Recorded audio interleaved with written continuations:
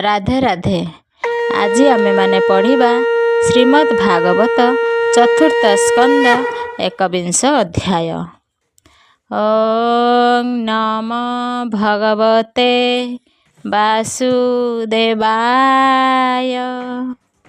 नारायणं नमस्कृत्य नरं चैव नरोत्तमं देवीं सरस्वतीं व्यासं तत जयमुदीरयेत्। मूकं करोति वाचालं पङ्गुं लङ्घयते गिरिं यत्कृपातमहं वन्दे परमानन्दमाधवम्। निगमकल्पतरुगलितं फलं सुखमुखाद्मृतद्रवसंयुतं पिबत भागवतं रसमालयं मुहुरः रसिका भुवि भावुकाः। एकविंश अध्याय। मैत्रेय उवाच। एबेह शुण विष्णुगाथा कहिबि पृथु यज्ञ कथा। मिली सकल मुनिजने सन्तोषे पृथु सन्निधाने। यज्ञ करिण उदवेगे सर्वसंभार नाना भावे। आरंभ कले ब्रह्मावर्ते सुप्राची सरस्वती तीर्थे। इंद्रादि सर्वदेवे आसी यज्ञ उत्सव घरे पशी। से यज्ञ पति हरि मंत्र आधाने तांकु बरी। शंकर पद्म जनि मूले मिली सकल दिगपाले। गंधर्व अप्सरागणे मुनीन्द्र वेद उच्चारणे। आनंदे नृत्य गीते स्तुति सिद्ध्य गुह्यक पंक्ति पंक्ति। दानव किन्नर सकले से यज्ञ मिलिले गहले।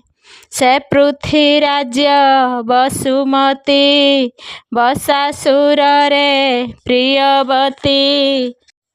कामधेनुर प्राय होई सर्वसंपद देला मही। नदी जे दुग्ध रस जले सधीरे बहंती कलले। घृत संजग दधि अने तो से भुंजंती सर्वजने। सर्ववृक्षरे मधुपंती जिमुत प्राय बरसंती। समुद्र नाना रत्ने पुरी गर्जंती उल्लळे लहरी। सर्वत्र तोषी दुग्ध अन्न देई रंजिले पृथुमन। लोकपालंक लोक तुले सर्वसंभार शस्य तुले। यज्ञ करण विष्णु अर्थे सर्वसंपादिले समस्ते। पृथुर यज्ञारंभे चाहि वासव मने विचारई। ए पृथु सत क्रतु कले लभिब इंद्र पद भले। मोर संपद जीवनाश एमंत बोली छाड़े श्वास। यज्ञर किछि दिन अंते आत्मार हित चिंती चित्ते। यज्ञ पशुकु हरि नेला निज भुवने विजय कला। आकाश मार्गे इंद्र गला पाषांड धर्म आचरिला। धर्मे विभ्रम तार मन सभय चित्ते छन छन। अत्रि जे थिले यज्ञशाळे अश्वर हरण जानिले। पृथुपुत्र को राई बेगे इंद्रर कर्म तांक आगे। କହିଲେ ଅଶ୍ୱହର ବାଣୀ। ପୃଥୁନନ୍ଦନ ତାହା ଶୁଣି ଧନୁକ ଶର ଘେନି ହସ୍ତେ ବେଗେ ଧାଇଁଲା ଶୂନ୍ୟ ପଥେ। ଡାକଇ ରହ ରହ ବାଣୀ ସଭଏ ଇନ୍ଦ୍ର ତାହା ଶୁଣି ନିଜ ଶରୀର ଛିନ୍ନ କଲା ଜଟିଳ ରୂପ ପ୍ରକାଶିଲା। ଭସ୍ମଭୂଷିତ ଭେଷ ଚାହିଁ ପୃଥୁନନ୍ଦନ ବିଚାରଇ ଜଟିଳ ଭସ୍ମ ଏକାଗ୍ରାତ୍ରେ ଏହାକୁ ମାରିବି କେମନ୍ତେ। ଏମନ୍ତ ମନେ ବିଚାରିଲା ଇନ୍ଦ୍ରକୁ ବାଟ ନ ଛାଡ଼ିଲା। ତାର ରହିବା ପଥ ଦେଖି ଅତ୍ରି ଯଜ୍ଞଶାଳ ଉପେକ୍ଷୀ। ଡାକଇ ମାର ମାର ବେଗେ ତା ଶୁଣି ଇନ୍ଦ୍ର ଶୂନ୍ୟ ମାର୍ଗେ। ଭୟେ ଚାହିଁଲା ଦଶ ଦିଶେ ସ୍ୱଭାବେ କେହି ନାହିଁ ପାଶେ। କହଇ ଇନ୍ଦ୍ର ବେଗେ ମାର ସ୍ୱଭାବେ ଯଜ୍ଞ ଅସୋଚର। ଏମନ୍ତ ଅତ୍ରିର ବଚନେ ଜାଣି ଧାଇଁଲା କୋପ ମନେ। ଧାମଇ ଅତି କ୍ରୋଧ କରି ହସ୍ତିକି ଯେଶ ନେକେଶରୀ।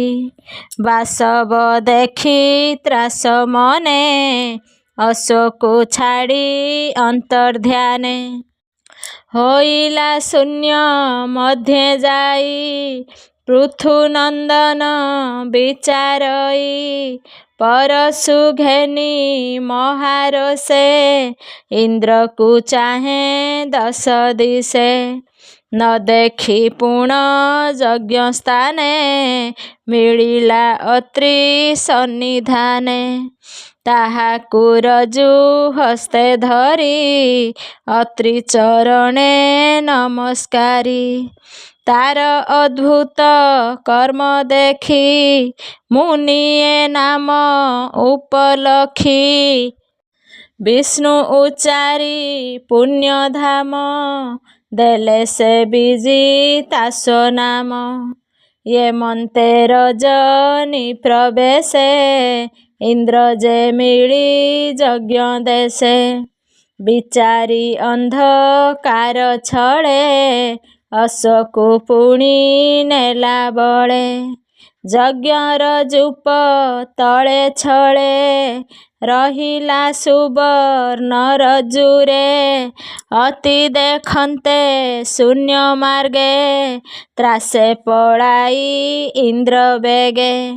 ଅତ୍ରି ପୁଥିର ମୁଖ ଚାହିଁ ବୋଇଲେ ଅଶ୍ୱ ଆଣ ଯାଇ। ତା ଶୁଣି ହସ୍ତେ ଧନୁ ଧରି ଧାଇଁଲା ଘୋର ନାଦ କରି। ଡାକଇ ରହ ରହ ବାଣୀ ତାର ବଚନ ଇନ୍ଦ୍ର ଶୁଣି। ପଥେ ଅଶ୍ୱକୁ ଛାଡ଼ି ଛନେ ତକ୍ଷଣେ ଗଲା ଅନ୍ତର୍ଧ୍ୟାନେ।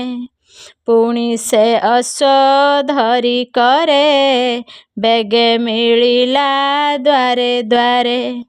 ପାଷାଣ୍ଡ ଜନ ସେହି ମତେ ରୂପ ପ୍ରକାଶିଲେ ଜଗତେ। ପୃଥୁର ଯଜ୍ଞ ଘର ସ୍ଥାନେ ଇନ୍ଦ୍ରର ଯେତେ ରୂପ ଛନେ। ପାଷାଣ୍ଡ ସେହି ରୂପ ଚିନ୍ତି ଅଧର୍ମ ଧର୍ମ ବିଚାରନ୍ତି। କେ ନଗ୍ନ ରକ୍ତ ପଟ ଧରେ କେ ଭସ୍ମ ଭୂଷଣ ଶରୀରେ। ଅଧର୍ମ ମାର୍ଗ ଆଚରନ୍ତି ଆତ୍ମାର ହିତ ନ କରନ୍ତି। ପାଷାଣ୍ଡ ମାର୍ଗେ ଥାଇ ନିତ୍ୟ ଦୂଷଣ ଦେଇ ବେଦ ପଥେ। ତାହାଙ୍କ ମତ ଯେ କରନ୍ତି ଅନ୍ତେ ନରକେ ପ୍ରବେଶନ୍ତି। ଅଶ୍ୱଚରାନ୍ତେ ଇନ୍ଦ୍ର ପଥେ ଛନେ ଧଇଲା ରୂପ ଯେତେ ସେ ରୂପେ ପ୍ରକାଶି ପାଷାଣ୍ଡେ ନିଗମ ନିନ୍ଦିଲେ ବ୍ରହ୍ମାଣ୍ଡେ ସେ କଥା ଶୁଣି ପୃଥୁ କୋପେ ଇନ୍ଦ୍ର ଝିଙ୍ଗା ସେ ଦେହ କମ୍ପେ ଇନ୍ଦ୍ର ମାରଣେ କୋପ କରି ନିଜ କୋଦଣ୍ଡ କରେ ଧରି କୋପନ୍ତେ ଅରୁଣ ନୟନ ପ୍ରଚଣ୍ଡ ବିରାଜେ ବଦନ ପୃଥୁ ଗମନ ଦେଖି ରଣେ ବେଗେ ଚଳିଲେ ବିପ୍ରଗଣେ ଇନ୍ଦ୍ରର ହିତ ଚିତ୍ତେ ବହି କହନ୍ତି ପୃଥୁ ମୁଖ ଚାହିଁ ଶୁଣ ହେ ପୃଥୁ ଧର୍ମ କଥା ଆଗମ ନିଗମ ଯେ ପ୍ରଥା ଦେବଙ୍କ ଦେହ ଇନ୍ଦ୍ର ତେଜେ ସେ ତେଜେ ଦେବ ଯଜ୍ଞ ଭୁଞ୍ଜେ ଏଣୁ ଇନ୍ଦ୍ରକୁ ଜାଗେ କରି ମନ୍ତ୍ରେ ଅନଳେ ହୋମ କରି ସୃଷ୍ଟି ପାଳନେ ଏ କାରଣ ଏ ଭାବେ ସଂସାର ଧାରଣ ଇନ୍ଦ୍ରରେ କୋପ ତୁ ସଂହର ଆମ୍ଭର ବାକ୍ୟ ଚିତ୍ତେ ଧର ଏମନ୍ତେ କହି ମୁନି ଗଣେ ବ୍ରହ୍ମା ମିଳିଲେ ତତକ୍ଷଣେ ପୃଥୁ ବଦନ ଚାହିଁ ଧୀରେ କହନ୍ତି ବଚନ ଗଭୀରେ ବ୍ରହ୍ମବାଚ ଏ ଇନ୍ଦ୍ର ନାରାୟଣ ତନୁ ଏହାକୁ କୋପ ଛାଡ଼ୁ ମନୁ ଏହାର ଦେହେ ସର୍ବଦେବେ ନିତ୍ୟ ବସନ୍ତି ଯଜ୍ଞ ଭାବେ ଆହୁତି ଯାର ମୁଖେ ଦେଇ ତାହାକୁ କୋପ ନ ଯୋଗାଇ ଏହାକୁ କୋପ ତୁ ନ କର ଯଜ୍ଞ ପୁରୁଷ ଅର୍ଥେ ବର ଏ ଧର୍ମ ପରମ କାରଣ ଅଶେଷ ସୃଷ୍ଟିର ଧାରଣ ଏ ଯଜ୍ଞ ଦ୍ରୋହ କର୍ମ କଲା ପାଷାଣ୍ଡ ପଥ ବିଚାରିଲା ପାଷାଣ୍ଡ ଉଦ୍ଧାରିବା ଅର୍ଥେ ତ ଅବତାର ଏ ଜଗତେ ବେଣୁର ଦେହେ ଯେତେ ଦୋଷ ତ ଜନ୍ମ କଲା ତାହା ନାଶ ତୁ ଏବେ ମୋର ବୋଲ କର ପାଷାଣ୍ଡ ସୃଷ୍ଟି କି ଉଦ୍ଧର ଏମନ୍ତ ବ୍ରହ୍ମାର ବଚନେ ଇନ୍ଦ୍ରକୁ କୋପ ଛାଡ଼ି ମନେ ଯୋଗେ ତୋଷିଲେ ସର୍ବଜନେ ଅନ୍ନ ବସନ ଜଳ ଦାନେ ସେ ବିପ୍ରଜନେ ହୋଇ ତୋଷ ପୃଥୁକୁ କରନ୍ତି ଆଶିଷ ବ୍ରହ୍ମବାଚ ତର ବଚନେ ସର୍ବଦେବେ ତୋଷ ହଇଲେ ଯଜ୍ଞ ଭାବେ ଏମନ୍ତ କହି ପଦ୍ମଜନି ସଙ୍ଗେ ସକଳ ବିପ୍ର ଘେନି ମୈତ୍ରେୟ ଉବାଚ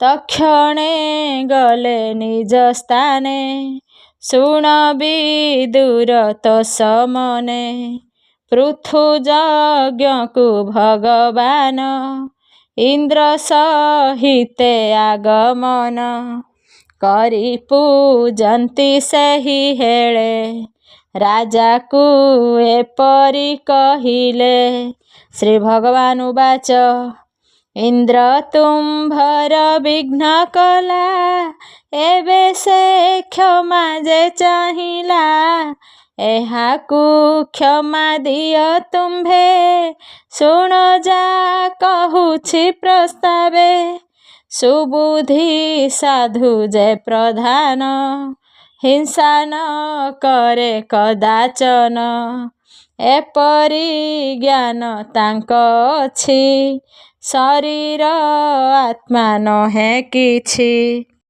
ପୁରୁଷ ମାନେ ତୁମ୍ଭ ତୁଲେ, ଦୈବୀ ମାୟାରେ ମୁଗ୍ଧ ହେଲେ। ବୃଦ୍ଧ ସେ ବାଜେ ଦୀର୍ଘ କାଳ, ହୁଅଇ ନିଶ୍ଚଳ ନିଷ୍ଫଳ। ବିଦ୍ୱାନ ପୁରୁଷ ଦେହକୁ, ଅବିଦ୍ୟା କାମ୍ୟ କର୍ମ ତାକୁ।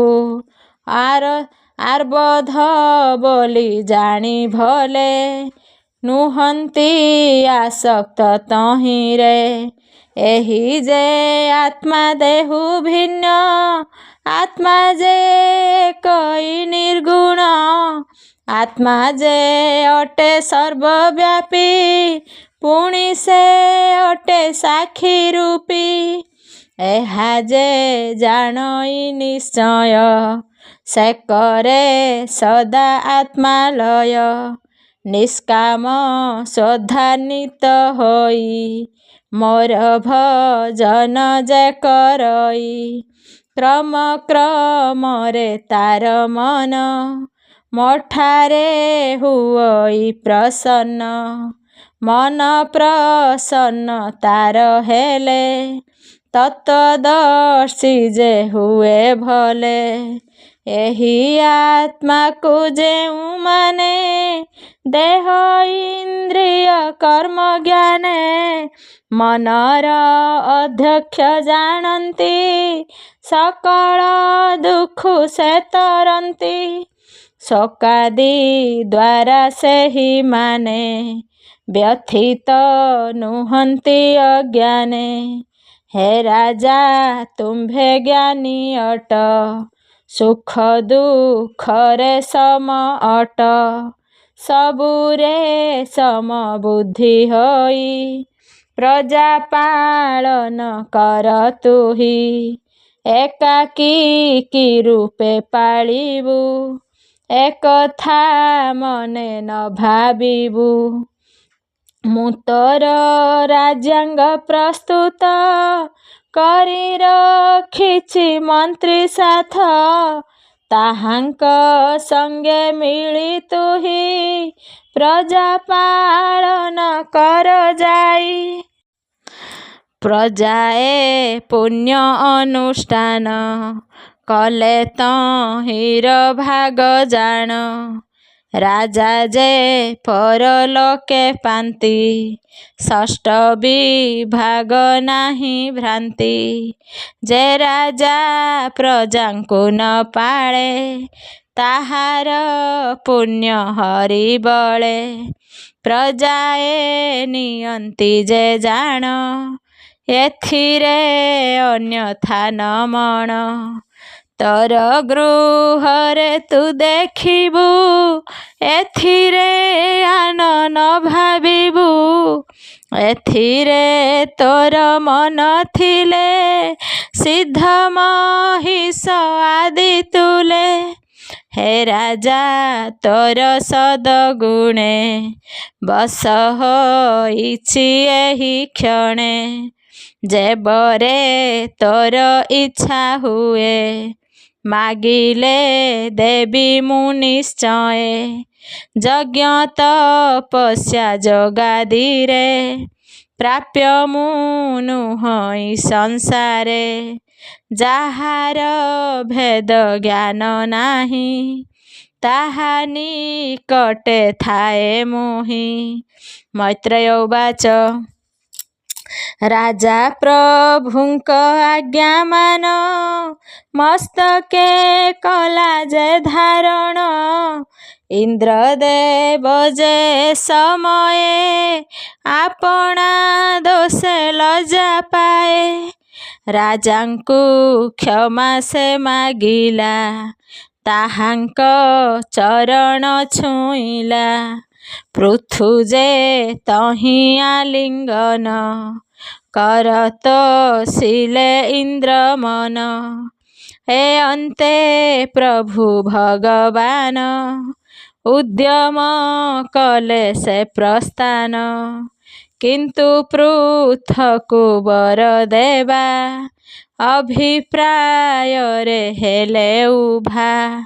ଏ ଅବସରେ ପୃଥୁରାଜା ବହୁ ପ୍ରକାରେ କଲା ପୂଜା। ଭକ୍ତି ସହିତ ସେ ଚରଣ କମଳ କଲା ସେ ଧାରଣ। ସେ ପଦ୍ମ ପଳାଶଲୋଚନ କୃପା ଯେ କଲେ ବରଷଣ। ପୃଥୁ ତାହାଙ୍କ ଦରଶନ ସ୍ତବକରଣେ କଲା ମନ। ଲୋଚନ ଅଶ୍ରୁରେ ପୂରଣ ହେବାରୁ ନ କଲା ଦର୍ଶନ। ବାଷ୍ପରେ ଗଦ ଗଦ ହେଲା ସ୍ତୁତି ସେ କରି ନ ପାରିଲା। ତୃଷ୍ଣୀ ଭାବରେ ରହି କରି ଆଲିଙ୍ଗେ ପୃଥୁ ଯେ ଶ୍ରୀହରି। ଚକ୍ଷୁରୁ ଜଳ ପୋଛି କରି ପୃଥୁ ଯେ ଚାହିଁଲା ଶ୍ରୀହରି। ଶ୍ରୀହରି ଆପଣା ଚରଣ ସ୍ଥାପିଲେ ଭୂମିରେ ସେ ଜାଣ। ଗରୁଡ଼ ସ୍କନ୍ଧେ ହାତ ଦେଇ ଉଭା ହୋଇଲେ ଭାବଗ୍ରାହୀ। ପୃଥୁରୁବାଚ ହେ ଦେବ ଦେବଙ୍କର ଦେବ ମୋତେ ଦୁଃଖୁ ନିସ୍ତାରିବ। ଯେ ବ୍ୟକ୍ତି ଜ୍ଞାନୀ ହୋଇଥିବ ଭୋଗ ବିଳାସ ନ ମାନିବ। ନାରକୀ ମାନଙ୍କର ଅଛି ଏହା ମୁଁ ପ୍ରତ୍ୟକ୍ଷେ ଜାଣୁଛି। ହେ ପ୍ରଭୁ ଏହା ମୁଁ ମାଗଇ 10,000 ସ୍ୱର୍ଣ୍ଣ ଦେଇ। ପୁରାଅ ମୋର ମନ ଭାବ ଶୁଣିବି ତୁମ୍ଭର ପ୍ରସ୍ତାବ। ଯାହା ଶୁଣିଣ ଯୋଗୀ ଜନେ ନିଶ୍ଚଳେ ଥାନ୍ତି ରାତ୍ର ଦିନେ। ଯେ ମକରନ୍ଦ ପାନ କରି ଏ ଭବ ସାଗରୁ ନିସ୍ତରି। ଶ୍ରୀଚରଣୁ ଯେ ମକରନ୍ଦ ଦିଅ ହେ ପରମ ଆନନ୍ଦ। ଏହା ମୁଁ ମାଗୁଛି ଶ୍ରୀହରି ଦିଅ ହେ ପ୍ରଭୁ ଦୟା କରି। ପୃଥୁର ସ୍ତୁତି ଶୁଣି କରି କହନ୍ତି ବଚନ ବିସ୍ତାରି। ଶ୍ରୀ ଭଗବାନ ଉବାଚ ଭକ୍ତି ନିମିତ୍ତ ଅଭିଳାଷ ହୋଇଛି ତୋହର ନରେଶ। ତୋହର ବିଶେଷ ଭକତି ରହିବ ନିଶ୍ଚୟ ଆମ୍ଭ ପ୍ରତି। ପ୍ରବଳ ଭାଗ୍ୟ ରୁଟି ଜାଣ ଏପରି ବୁଦ୍ଧି ହେଲା ଶୁଣ। ଏହି ବୁଦ୍ଧିରେ ମହାଯତି ମୋର ମାୟାରୁ ତରି ଯାନ୍ତି। ମୋର ଆଜ୍ଞାକୁ ପାଳୁଥିଲେ ତୋର ମଙ୍ଗଳ ହେବ ଭଲେ। ମୈତ୍ରେୟ ଉବାଚ ଏହି ପ୍ରକାରେ ମହାବାହୁ ଆନନ୍ଦେ ପ୍ରକାଶିଲେ ତହୁଁ। ପୃଥୁ ତାହାଙ୍କୁ ପୂଜା କଲା ଦେବତା ଋଷି ଆଦି ମେଳା। ରତିଜ ପାର୍ଷଦ ସହିତେ ଯଜ୍ଞକୁ ଆସିଥିଲେ ଯେତେ।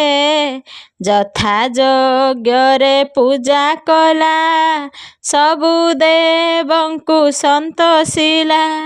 ଶ୍ରୀହରି ଗମନର କାଳେ ରତିଜ ମନକୁ ହରିଲେ। ଯହୁଁ ଚଳିଲେ ଭଗବାନ ପୃଥୁ ଚଳିଲା ନିଜ ଧାମ। କହଇ ବିପ୍ର ଜଗନ୍ନାଥ ଭାଷା ପ୍ରବନ୍ଧେ ଭାଗବତ। ଇତି ଶ୍ରୀମଦ୍ଭାଗବତ ମହାପୁରାଣେ ପାରମହଂସ୍ୟାଂ ସଂହିତାୟାଂ 82 ଚତୁର୍ଥ ସ୍କନ୍ଧେ ପୃଥୁରାଜା ଯଜ୍ଞ କରଣେ ନାମ 21 ଅଧ୍ୟାୟ। ଦ୍ୱାବିଂଶ ଅଧ୍ୟାୟ। ଏ ଅନ୍ତେ ଶୁଣ ହେ ବିଦୁର, ସେ ପୃଥୁଦେବ ରାଜେଶ୍ୱର।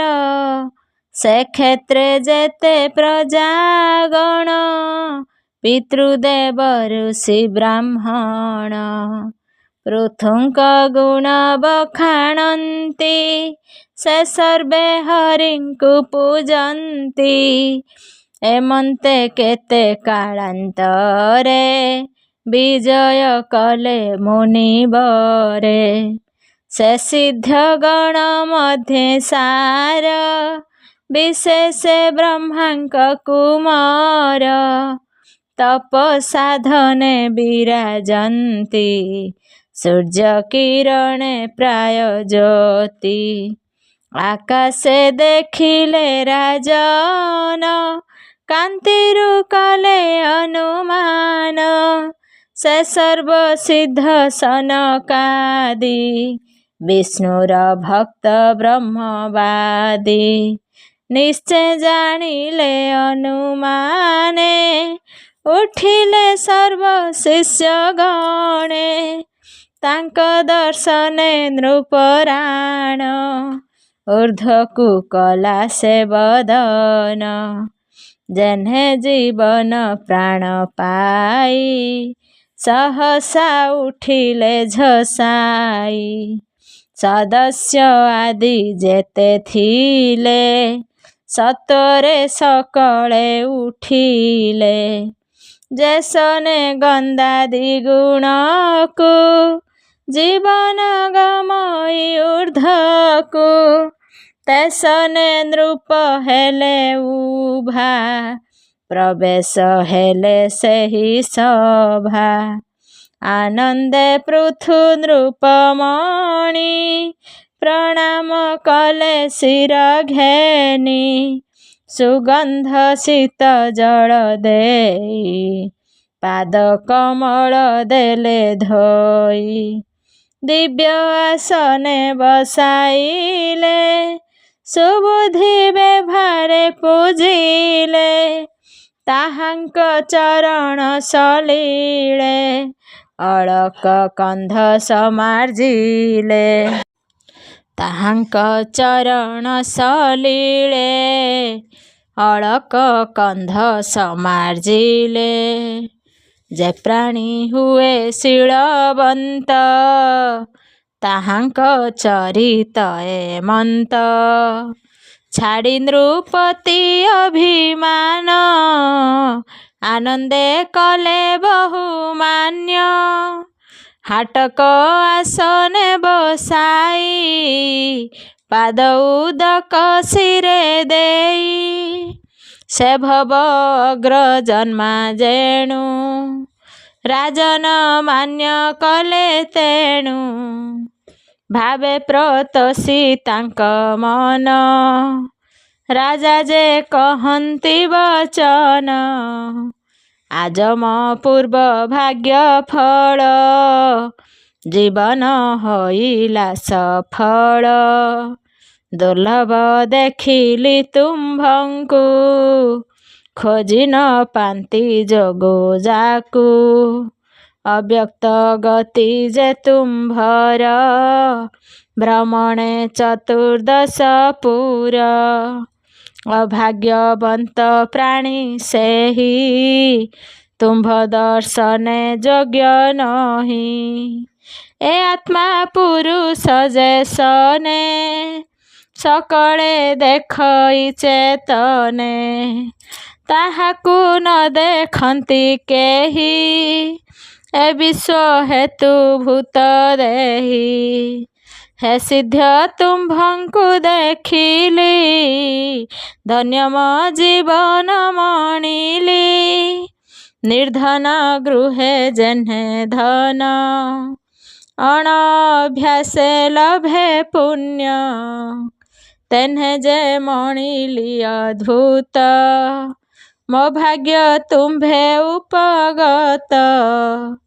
ଯାଗୃହେ ତୁ ଅତିଥି ଆଗତ, ଭାବେ ପୂଜିବ ଶୁଦ୍ଧ ଚିତ୍ତ। ବିଭବେ ପୂଜି ବହୁ ମତେ, କାୟ ବଚନ ଶୁଦ୍ଧ ଚିତେ। ବିଭବହୀନେ ଯେ ବାଜନ, ପୁଛିବ ଯେ ବିଧି ବିଧାନ। ଭୂମି ଉଦକ ତୃଣାସନେ, ଦେଇ ପୂଜିବ ସାଧୁ ଜନେ। ଏ ବିଧି ଯେ ବା ନ ପୂଜନ୍ତି, ସେ ବ୍ୟର୍ଥେ ଜୀବନେ ମରନ୍ତି। ବ୍ୟାଳ ଆଳୟ ତୁମ୍ଭେ ଦ୍ରୁମେ ଯେହ୍ନେ, ତା ଗୃହ ଭୟଙ୍କର ତେହ୍ନେ। ଯା ଗୃହ ଗତେ ଯେ ଅତିଥି, ସୁଖେ ଚରଣ ନ ଧୁଅନ୍ତି। ତାର ଜୀବନେ କି କାରଣ, ବ୍ୟର୍ଥ ଆୟୁଷ ଯଶ ଗୁଣ। ଯେ ଭକ୍ତ ଜନଙ୍କୁ ନ ସେବେ, ତା ସୁଖ ସର୍ବ କି ଲଭେ। ଭମୁନି ତୁମ୍ଭ ଆଗମନ, ମଙ୍ଗଳ ମଣିଲି ଜୀବନ। ତାହାଙ୍କ ବ୍ରତ ବିଧି ଆଦି, ତରନ୍ତି ଅନ୍ୟ ମୋକ୍ଷବାଦୀ। ଯେ ବାଳ ବୟସୁ ତରନ୍ତି, ଯେ ଯେବେ ମୋକ୍ଷ ମାର୍ଗେ ଯାନ୍ତି। ଏ ବାଳ ପୌଗଣ୍ଡ କିଶୋର, ଯେ ଧରେ ଦୃଢ଼ ନିଷ୍ଠା ପର। ସେ ଯେବେ ମୋକ୍ଷ ମାର୍ଗେ ଯାନ୍ତି, ଏ ବିଷ୍ଣୁ ମାୟାରୁ ତରନ୍ତି। ଇନ୍ଦ୍ରିୟ ମାନଙ୍କ ବିଷୟ, ନ ଛାଡ଼େ ଯାହାର ହୃଦୟ। ସେ କେବେ ସୁଖ ନ ଲଭନ୍ତି, ସୁକର୍ମ ବନ୍ଧେ ବନ୍ଦୀ ହନ୍ତି। ଏ ଘୋର ସଂସାରେ ପଡ଼ିଣ, ଦୁଃଖ ଭୁଞ୍ଜନ୍ତି ଜ୍ଞାନହୀନ। ଭମୁନି ଗଣେ ତୁମ୍ଭେ ଜ୍ଞାନୀ, ଆତ୍ମାରାମଙ୍କ ମଧ୍ୟେ ମାନି। ଏଣୁ ଯେ ତୁମ୍ଭ ମାନଙ୍କରେ, କୁଶଳ ପ୍ରଶ୍ନ ନ ପଚାରେ। ଯାହାଙ୍କ ମତି ଗତି ମାନେ, କୁଶଳ କଷଣ ନ ଘେନେ। ଏ ମନ୍ତ ଶୁଣି ସେ ବିଦୁର, ସେ ପୃଥୁ ବାକ୍ୟ ସୁମଧୁର। ଶ୍ରବଣେ ତୋଷ ହେଲେ ମୁନି, ସାଧୁ ସମ୍ମତ ବାକ୍ୟ ମାନି। ହରଷେ କହନ୍ତି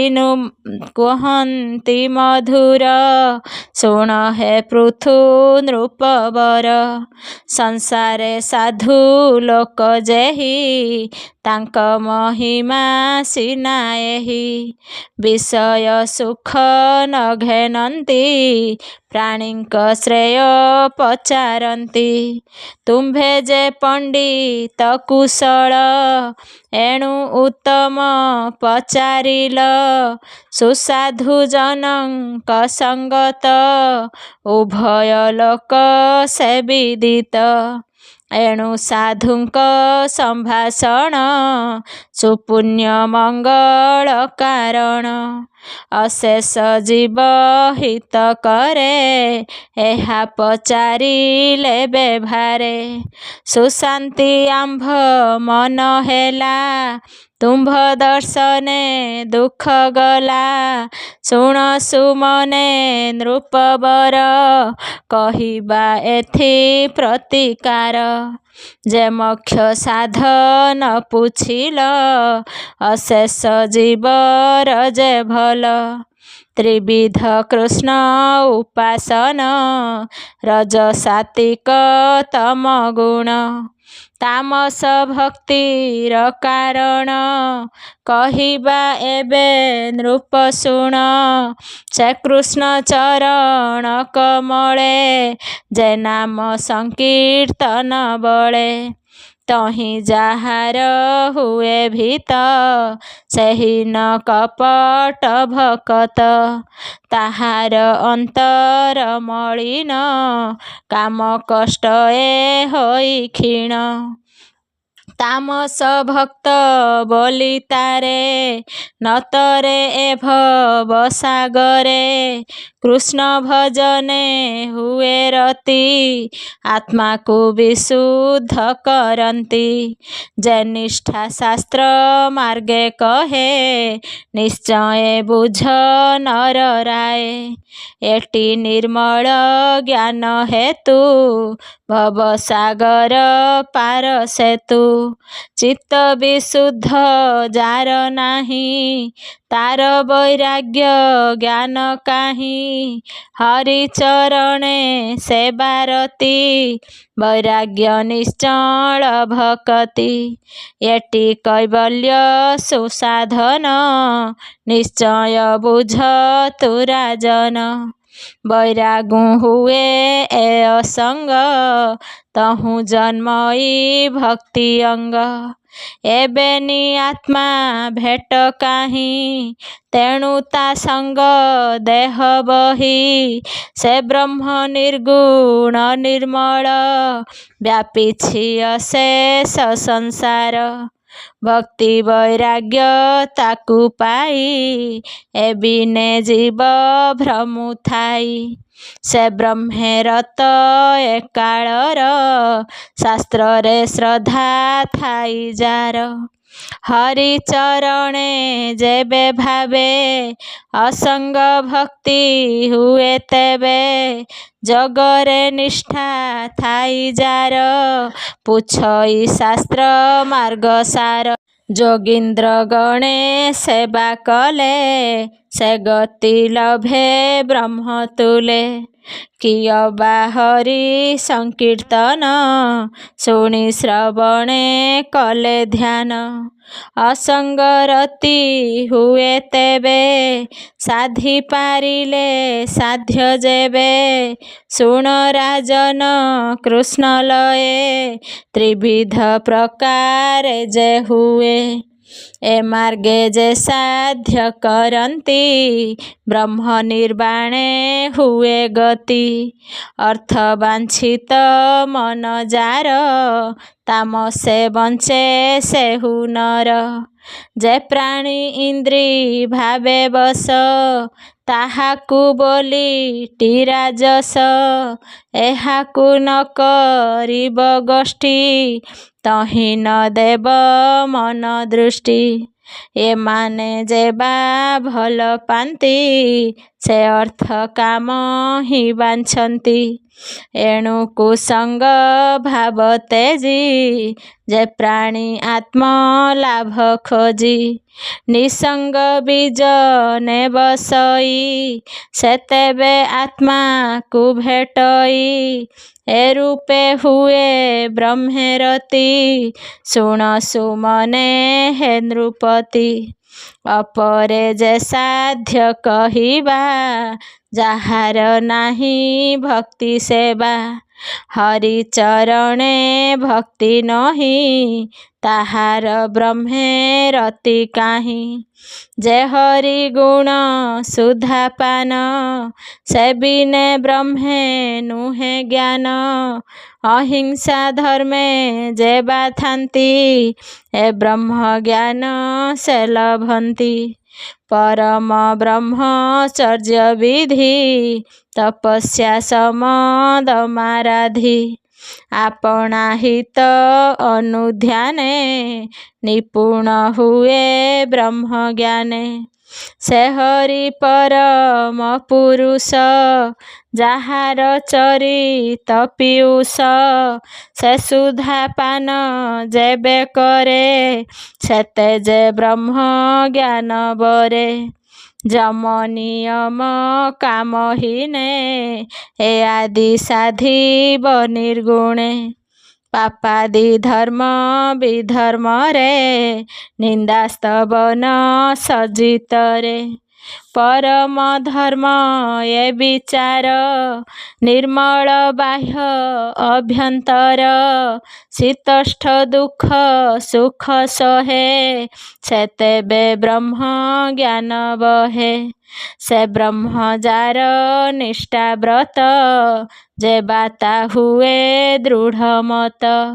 ଶ୍ରୀହରି ଭକ୍ତ ଯେବା ଜନ ଏ ସର୍ବ ତାଙ୍କର ଭୂଷଣ। ତେଣୁ ବଢ଼ଇ ତାର ଭକ୍ତି ସେତେବେ ଲଭଇ ମୁକତି। ସେ ବ୍ରହ୍ମ ଅଟେ ସଦା ସତ ଅନ୍ମାତ୍ମା ନିର୍ଗୁଣ ଅନନ୍ତ। ତହିଁ ଯାହାର ରତି ହୁଏ ସେ ଜୀବ ବଦ୍ଧ ନୁହେଁ ମୋହେ।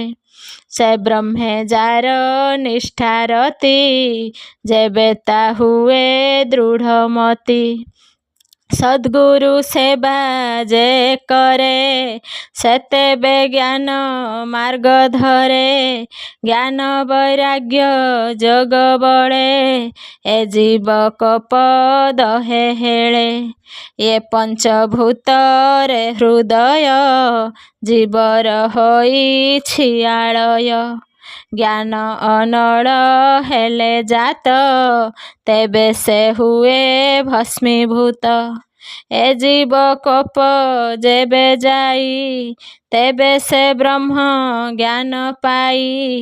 ଅନଳ ପ୍ରକାଶିଲେ ଯେହ୍ନେ ସମିଧ ହୁଏ ଦଗ୍ଧ ମାନେ।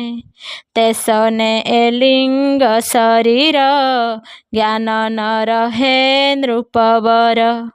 ଏ ମନ୍ତ ଜ୍ଞାନ ଉଦେ ଯାର ହୁଅଇ ଭବ ସିନ୍ଧୁ ପାର। ଉପାଧି ବାସନା ଅଶେଷ ଜ୍ଞାନ ଅନଳେ ହୁଏ ଧ୍ୱଂସ। ଉପାଧି ଅନ୍ତେ ନୃପରାଏ ତାର ଗୁଣାଦି ହନ୍ତେ ଲଏ। ବିନଷ୍ଟ ହୁଏ ଅଭିମାନ ଆପଣା କର୍ତ୍ତା ଆଦି ଜ୍ଞାନ।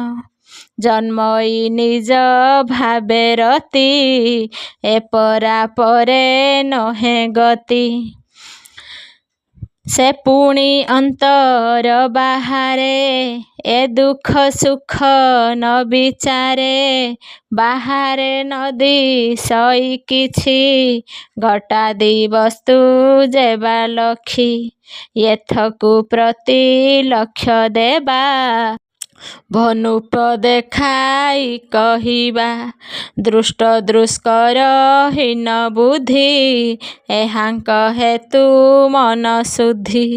ଯେ ଆତ୍ମା ଏ ମୋହର ପର ଏ ଭେଦ କରେ ଅହଙ୍କାର। ଭେଦ କରନ୍ତା ଯେବେ ମଲା ତାର ଅଜ୍ଞାନ କ୍ଷୟ ଗଲା। ଶେଷେ ଅଜ୍ଞାନ ସର୍ବ ଏକ ଭନୃପ ବିଚାର ବିବେକ। ଯେସନେ ଶୟନ ସପନେ ମିଥ୍ୟା ବିଳାପ ଦେଖେ ମନେ। ଆପଣା ହୋଇ ଥାଇ ରାଜା ସମତେ ଦେଖେ ଜନ ପ୍ରଜା।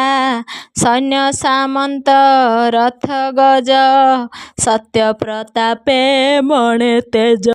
ସେ ପୁଣି ସ୍ୱପ୍ନ ଅବସାନେ ସକଳ ମିଥ୍ୟା କରି ମଣେ। ରାଜ ସମ୍ପଦ ଭୋଗ ଯେତେ ଶୋଚନା ନ କରଇ ଚିତ୍ତେ।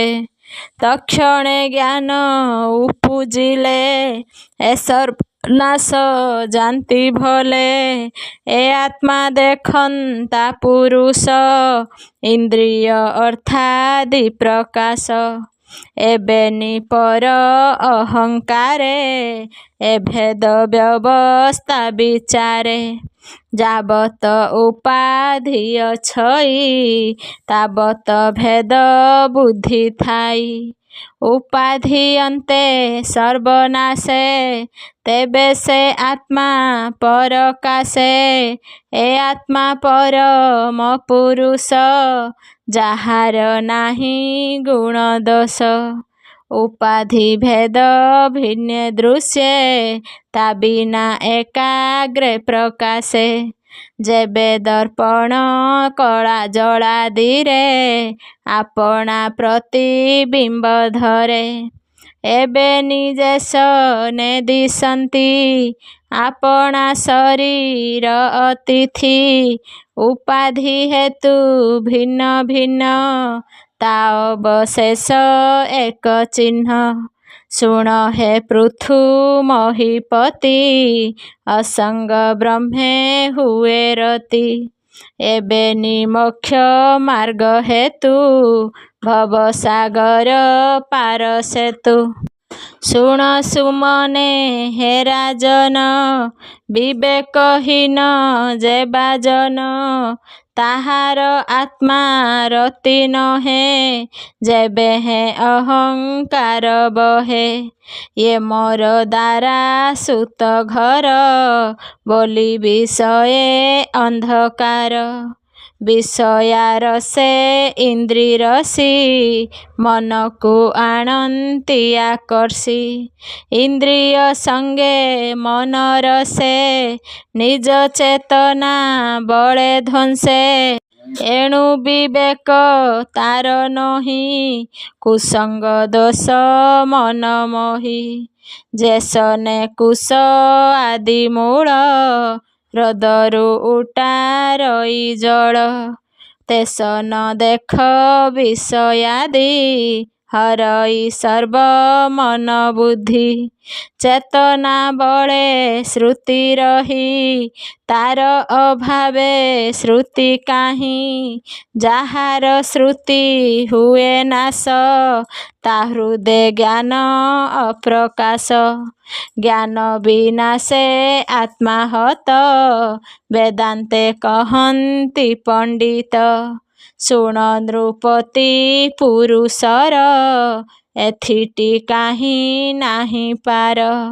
ବିଷୟ ସୁଖ ଭୋଗ ଲାଗି ହୁଅଇ ଆତ୍ମା ବଧେ ଭୋଗୀ। ଯେ ନିଜ ହାନି ନ ବୁଝଇ ତାର ବିବେକ ଗୁଣ କାହିଁ। ଅର୍ଥ କାମାଦି ଧନରାଏ ଏ ସର୍ବ ବିନାଶ ଉପାଏ। ଯେ ନର ଜ୍ଞାନ ବିଦ୍ୟାହୀନ ତା ଜୀବ ସ୍ଥାବର ସମାନ। ଯାଚିତେ ବ୍ରହ୍ମ ରାତି ନହେ ସର୍ବ ଅନାଥେ ଭାବ ହୁଏ। ଏବେ ହୋ ଶୁଣ ନୃପରାଣ ଚତୁର୍ବର୍ଗର ଯେ କାରଣ। ଯେ ଧର୍ମ ଅର୍ଥ କାମ ମୋକ୍ଷ ଏ ଚାରି ମଧ୍ୟେ ଶ୍ରେୟ ମୋକ୍ଷ। ଧର୍ମାଦି କାମ ବୋଲି ଯାହା ଅନିତ୍ୟ ମିଥ୍ୟା ବୋଲି ତାହା। ଏଣୁ ଜ୍ଞାନୀତା ନ ଭାବଇ ତୃତୀୟ ବର୍ଗ ବୋଲି ରାହେ।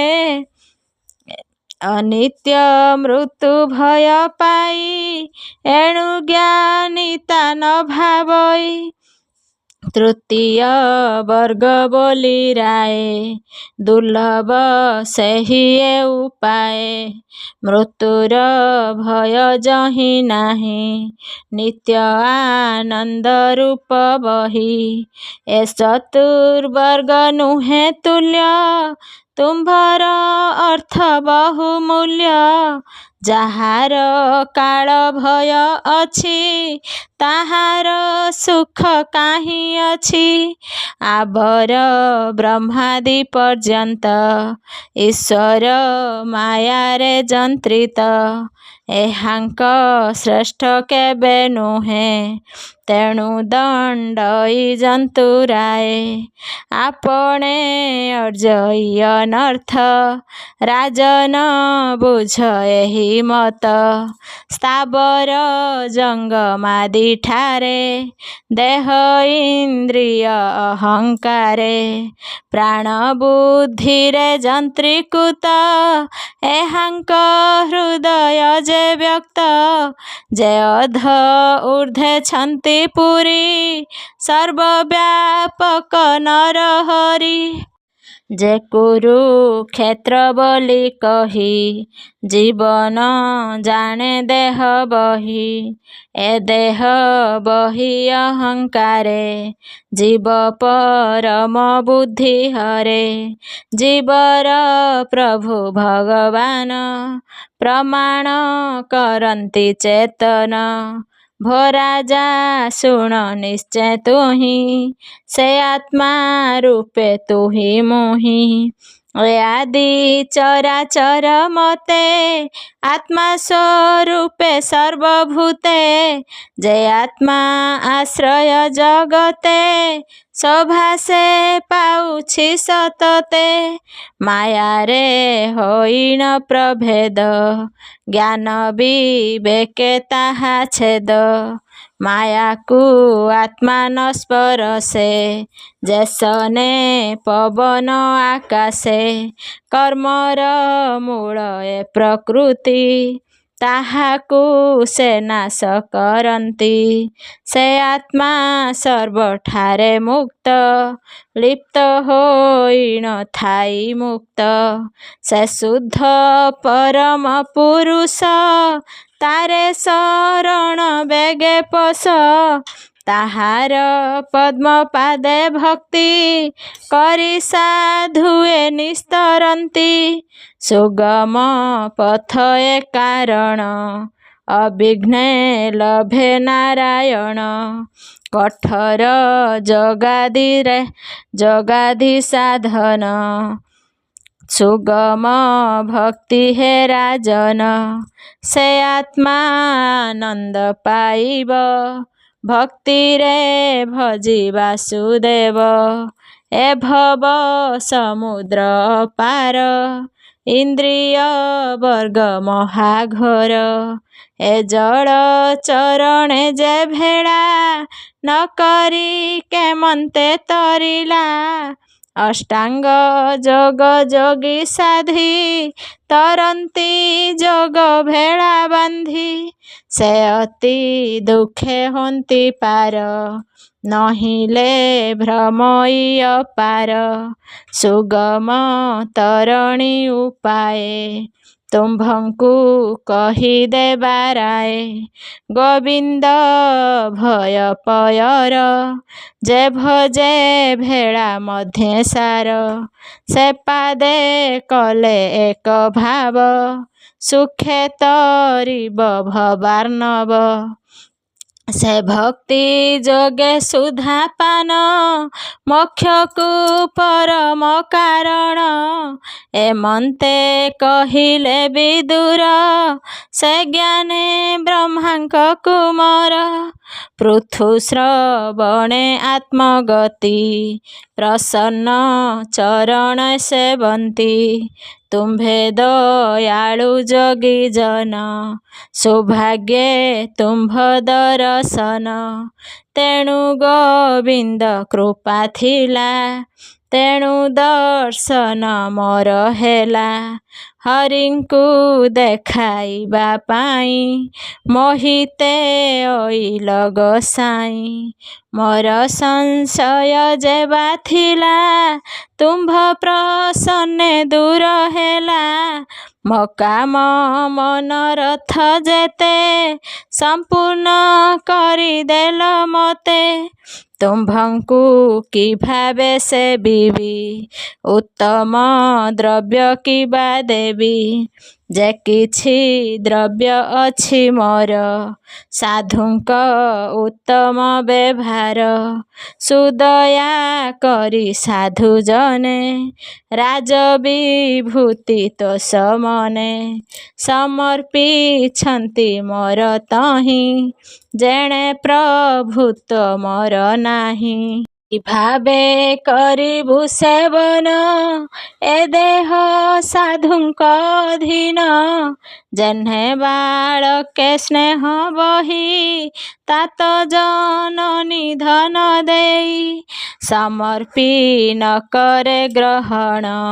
से सर्व तुम्भरे अर्पण तुम्भ संत से शक्य नाही राजसेवक प्राय होई ताकु तांबूल निज जंती मध्यरे सेवक बोलांती से अनुसारे मो विचारी जे किछि द्रव्य अछि मोर ପ୍ରାଣ ତନୟ ଆଦି ଯେତେ ସେ ରାଜ ବିଭୂତି ସହିତେ ଅପରେ ଚତୁରଙ୍ଗ ବଳ ସମର୍ପି ଅଛି ମୁଁ ସକଳ ଏଣେ ମୋ ନାହିଁ ଅଧିକାର ଦେବ ବିଦିତ ଏ ସଂସାର ଯେ ବିପ୍ର ନିଜ ଧନେ ଶାନ୍ତି ଜୀବକୁ କଲ୍ୟାଣେ ପାଳନ୍ତି ବ୍ରହ୍ମା ସର୍ଜନେ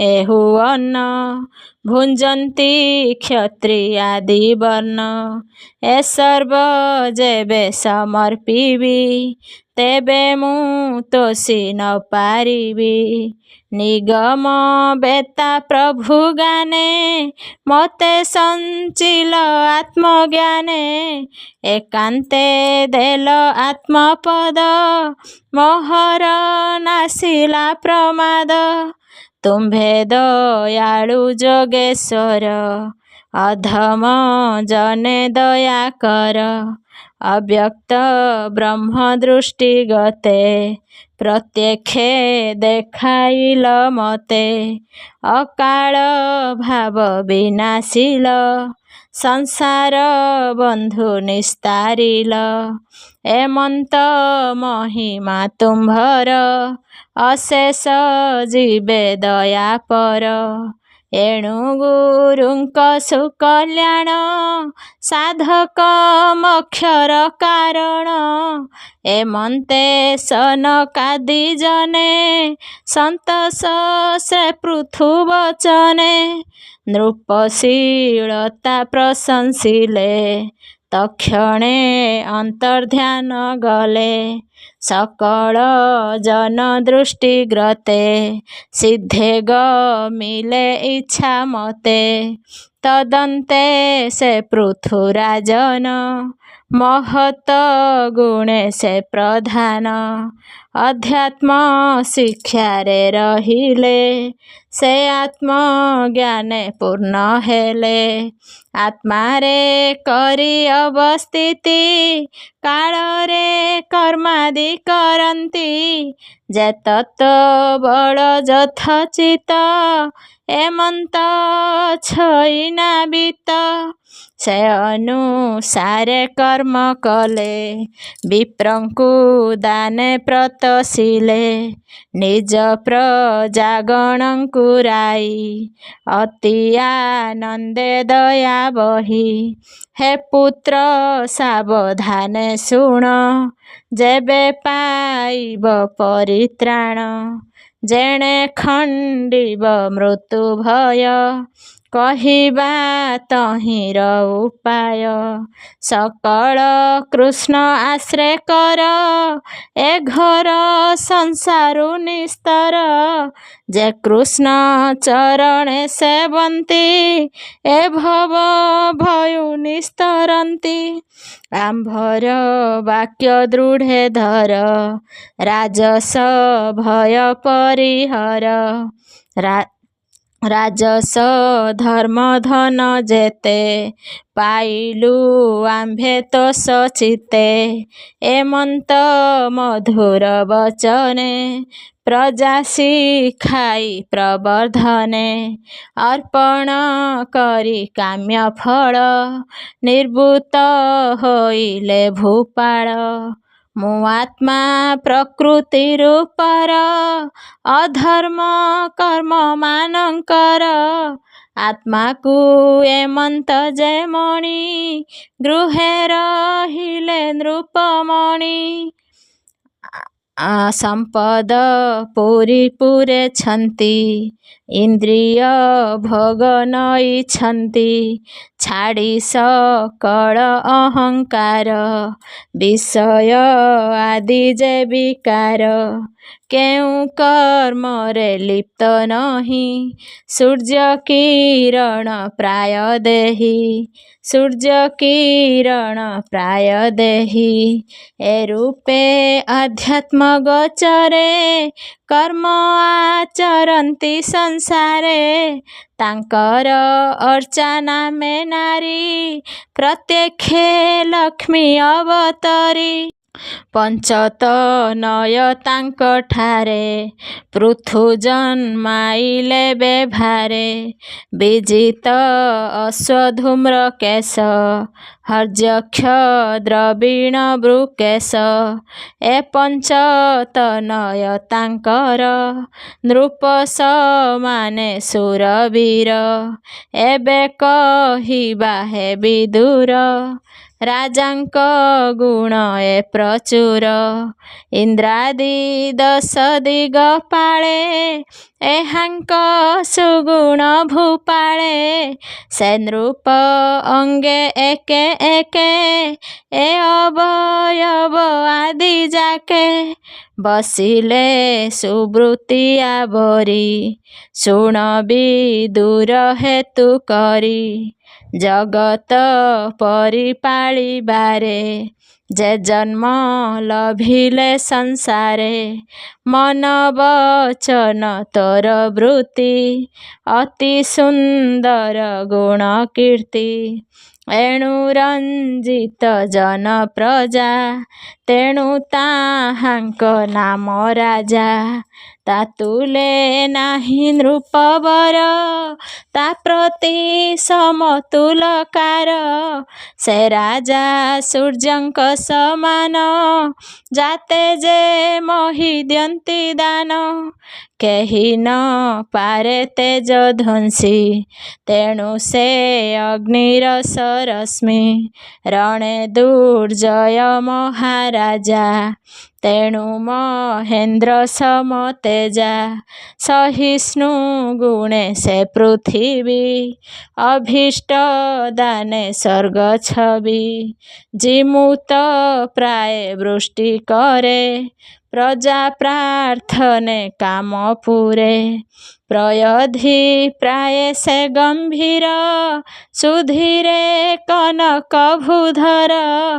ଧର୍ମ ସମାନେ ସାକ୍ଷ୍ୟ କରି ଆଶ୍ଚର୍ଯ୍ୟେ ହିମବାନ ଗିରି। କୁବେର ତୁଲେ ଧନେଶ୍ୱର ରକ୍ଷଣେ ଯତ୍ନେ ରତ୍ନାକର। ଗୁଣେ ସକଳ ଜୀବେ ପ୍ରାଣ ତେଣୁ ଅତୁଲ୍ୟ ସମୀରଣ। ଗଗନେ ବଳ ତେଜ ଘେନି ତେଣୁ ମରୁତ ସମ ମାନି।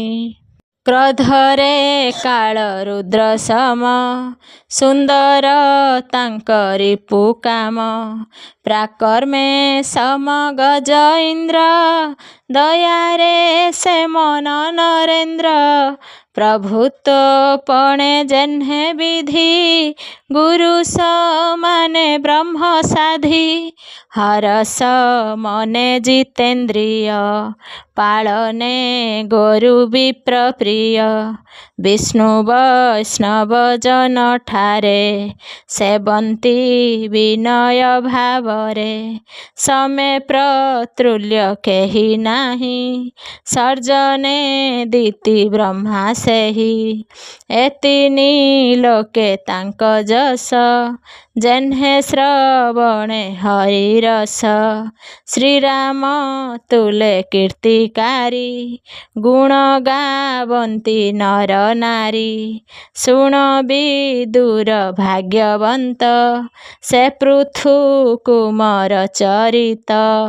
କହଇ ବିପ୍ର ଜଗନ୍ନାଥ ସନ୍ଥ ଚରଣେ ଦେଇ ଚିତ୍ତ। ଇତି ଶ୍ରୀମଦ୍ଭାଗବତେ ମହାପୁରାଣେ ପାରମହଂସ୍ୟାଂ ସଂହିତାୟାଂ 82କ୍ୟାଂ ଚତୁର୍ଥ ସ୍କନ୍ଧେ ପୃଥୁଚରିତେ ନାମ ଦ୍ୱାବିଂଶ ଅଧ୍ୟାୟ।